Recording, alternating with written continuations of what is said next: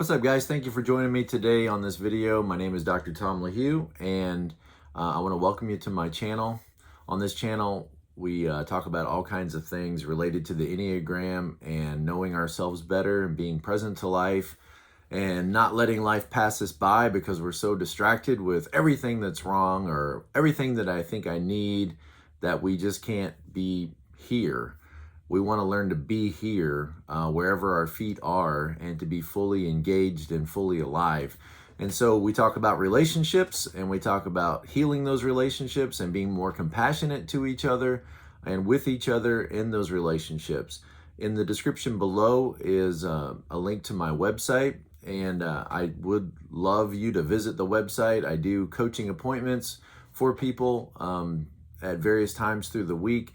If you're interested in booking one of those appointments, just check out the link below. Also, I want to thank my patrons. I really appreciate your support. It knows a lot. It means a lot to know that you guys are behind my channel and supporting this content. So let's talk about the 3-wing 4 and the 4-wing 3 M&M. Okay, and this is, I may have mentioned this in previous videos, I really don't remember, but this is a metaphor that I use all the time to help 3s and 4s better understand themselves and better understand what the importance of their wing will do for them, okay? So I use this metaphor, it's just something that makes sense to me. If it doesn't make sense to you, then sorry, but it makes sense to me. Is to think of the 3 and to think of the 4 both as being an M&M, okay? And you know, when you open a bag of M&Ms, I'm thinking of like the, just chocolate plain M&Ms, okay? When you open a bag of M&Ms, you don't see chocolate. You see bright, shiny, polished, highly polished, colorful, the exterior of the M&M with a label on it, right? It says M and M, okay? And that bright, polished, colorful exterior is somewhat like a 3, all right? And who over-identifies with the exterior, over-identifies with what you might say the persona or the mask or the way things look on the outside. And 3s, can be very charming and sometimes can be superficial and focused on the superficial things of life. And they can over-identify their identity with those superficial exterior things like job titles and labels on their clothing and, all the symbols that look like success. Not so much the self-preservation 3. They kind of have their own vanity, but it's the vanity of having no vanity, and they want to be seen as somebody who doesn't have vanity, although they do. Okay, so the 3 is like that polished exterior that looks good, that won't get your hands sticky, that won't get your hands dirty, that looks clean, polished, like it knows who it is and what it's here on earth to do. The 4, on the other hand, is like the interior. If you were to crack that shell, right, that exterior polished, colorful shell, you were to crack that shell and you could somehow peel away that shell, what would you be left with?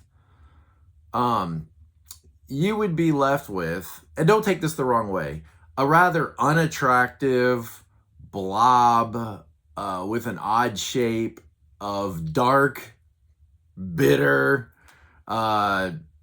sometimes semi-sweet chocolate, okay? That's what you'd be left with.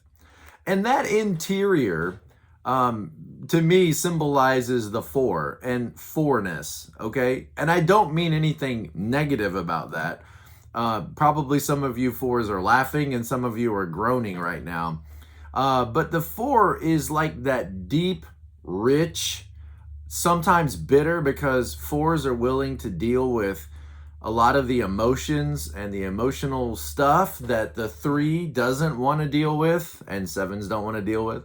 But the 4, can feel shapeless, flawed, ruined, broken, unformed, unfinished, deficient, Okay, a very unhealthy 4 you could describe as, the deficient outcast, or the deficient, uh, imperfect one. Okay, that's what 4s sort of feel like in their lowest state, is they feel extremely flawed. Yet, what's interesting, kind of one of the dichotomies or paradoxes of 4ness, is although they themselves feel deficient and flawed and ruined and broken, they are drawn to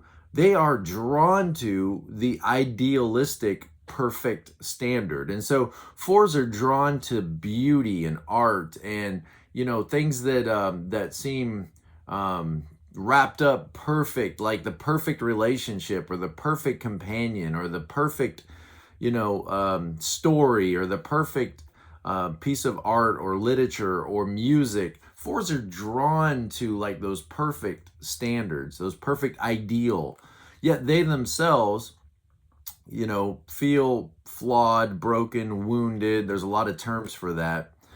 I think the actual dichotomy of the 4 is the paradox of the 4 is that you want to blend in, fit in, shouldn't say blend in. You want to fit in, you want to be seen for who you are, and you want to be accepted for who you are, yet a lot of your behavior tends to indicate that you want to separate and not fit in and not be a part of the group. And that's just one of the paradoxes, of being a 4. So 4s, think about it like this. They got this rich, dark, heavy, weighty, still being shaped blob of this kind of dark energy that sometimes comes out on the outside. I mean, sometimes 4s can look that way. They can look dark. They can look, they can be interested in dark things and just sort of have that dark. I think about like the 90s grunge music. I was all about the 80s, okay? I was born in 1971. So the late 80s, when I was a teenager, that's 7 stuff, man. Bands like Poison and Motley Crue and Van Halen. I mean, they are singing about the things that 7s care about. Nothing but a good time. I mean, that music just resonated with me, and I could, yes, that's so simple, I mean, it was all this stuff that was interesting to me. And then came the 90s, right? After the 80s, you guys that were alive, you that weren't, sorry, but you guys that were alive, after the 80s comes the 90s, and you get bands like Nirvana, that just have this dark, edgy, I don't know, Green Day. I don't really listen. Obviously, look, I'm a 7, so I keep it about the sunshine. And so this grungy stuff just doesn't make sense to me. Like, instead of going out there with all this flash and sparkle and and all these men with long hair and tights and all this nonsense of the 80s, where everything is big and flashy and fun and Dave TV, and then it goes into this dark, military green drab, this 90s kind of grungy sound where there's this anger and animosity, and that's kind of 4 stuff, right? And 4s, think of yourself as the inside of that M&M, and you go, well, that's not very flattering. I don't want to think of myself as the shapeless blob of dark goo inside an M&M. Okay, well, see, that's why 4 and 3 need each other so much. You guys need each other. You need each other as your wing, all right? So the 4, especially like the 4-wing 5, can be very heavy, very weighted, and sometimes, can sort of push themselves away from people. Both 4s and 5s are in the withdrawn stance, which means they move away from people to get their needs met. That 3-wing can be so helpful to you as a 4. I talked about that in getting the 4s out of their basement, right? The 3-wing can pull you back up and say, maybe we need to work a little bit on this exterior. Maybe we need to work a little bit on how we're coming across. Yes, it's true. I have this deep, dark, sometimes bitter, sometimes, sweet. I have all this going on the inside. But people can't necessarily see my inside. People don't necessarily interact with me that way. There's an outside and there's a shell. And I think the self-preservation 4, the counter 4, really kind of gets this in a much more natural way than maybe the social and the sexual 4 does. Is I've got to work on this exterior. I've got to, sometimes my darkness, my richness can be too much for people to lead with that. I'm not saying don't be who you are. Please, 4s, do not misunderstand me that I'm saying try to pretend to be something you're not, because I'm definitely not saying that, and I know you won't do that anyway. But I just want you to remember you have a 3 wing. If you're a 4, you have a 3 wing, and that wing is there to help you, draw you out, and interact with the world around you in a positive, way. People want to get to know you. They want to get to know you, but it might be counterproductive to lead with all of the deep things. You might have to start the relationship with people on a superficial level of, hi, how are you? Nice to meet you. What do you like doing? There's that polished wing to you that helps you relate to the outside world and helps you present your richness into the world. But sometimes that shell cracks, right?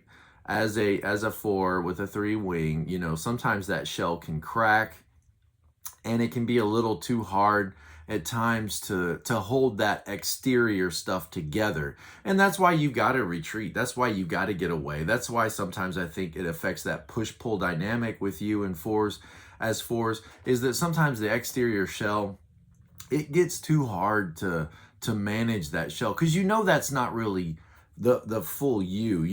That's just an exterior thing, a mechanism, and it is. A wing is a mechanism. A wing helps you relate better to life. Think of it like this: the 4, the 4 needs both of those wings to help you balance yourself in this world, and that 3 wing helps you relate to the world, the exterior world around you. You might want to just retreat too far into that interior world that nobody can benefit from the richness that you have to offer. The 3 wing engages you in a more effective way, perhaps, with the exterior world, so that people can get to know you and then discover that deeper level.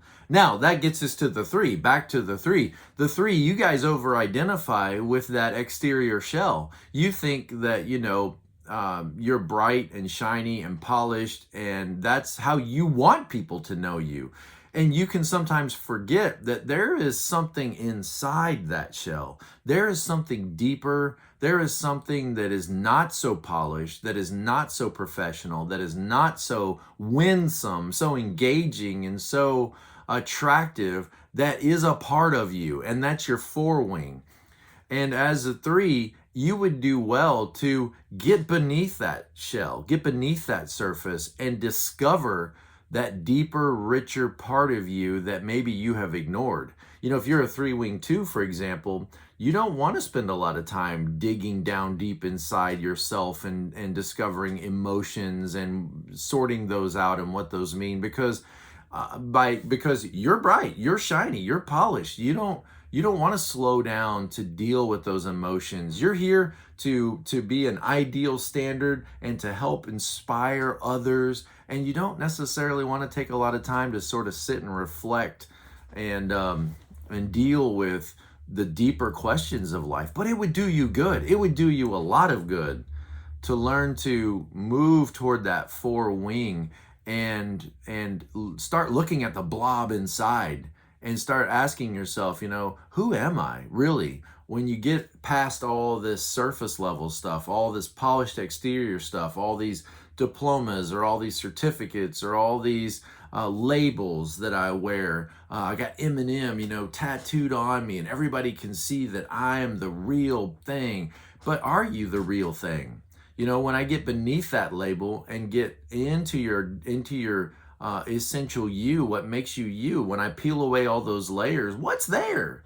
What's there? Do you work on that? Do you try to develop that as much as you try to develop yourself and your success? Do you try to know yourself and to develop that interior life and to be a richer, more full person? Do you deal with the bitter things of life, or do you just step over those in search of that next achievement, that next goal?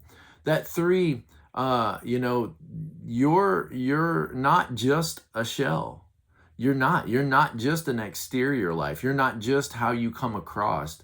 There's more to you than this.